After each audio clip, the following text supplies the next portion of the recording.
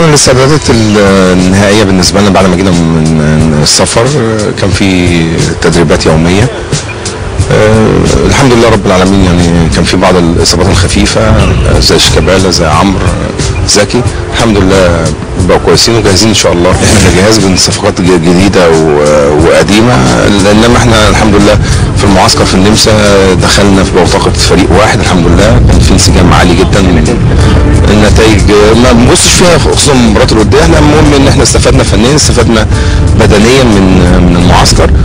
الصفقات اللي جم طبعا ان شاء الله باذن الله اتمنى لهم التوفيق، لانهم عملوا اضافه كبيره لنادي الزمالك.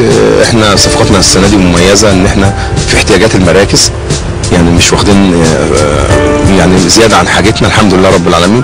الناس الموجوده ظهرت بمستوى عالي، واتمنى التوفيق لهم في الفتره الجايه، لان مهما عملت من صفقات لازم تبان ان شاء الله في المباريات الرسميه. وان شاء الله اعتقد ان احمد حسن وصلاح سليمان وهاني سعيد حسين حمدي قطه كل الناس اللي موجودين السنه دي، حتى بما فيهم ولاد النادي اللي جم رجعوا بيتهم زي المرغني، ان شاء الله يكون ليه دور كبير جدا مع نادي الزمالك في بطوله الكاس. عبد الله لعيب كويس طبعا، واحنا عارفين ان هو لعيب كويس، واي فريق في مصر يتمنى يكون موجود معاه.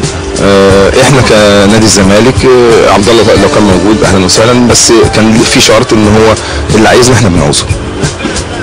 يعني فعبد الله ما كانش عايز نادي الزمالك، فاحنا بالتالي يعني مفيش مشكله بالنسبه لنا خالص. عندنا محمد ابراهيم، عندنا لعيبه مميزه كتير جدا، ده لا يقلل من ان هو لعيب كويس ولعيب مميز جدا، وربنا بتمنى له التوفيق، يعني ما عندناش مشكله يعني في الحته دي.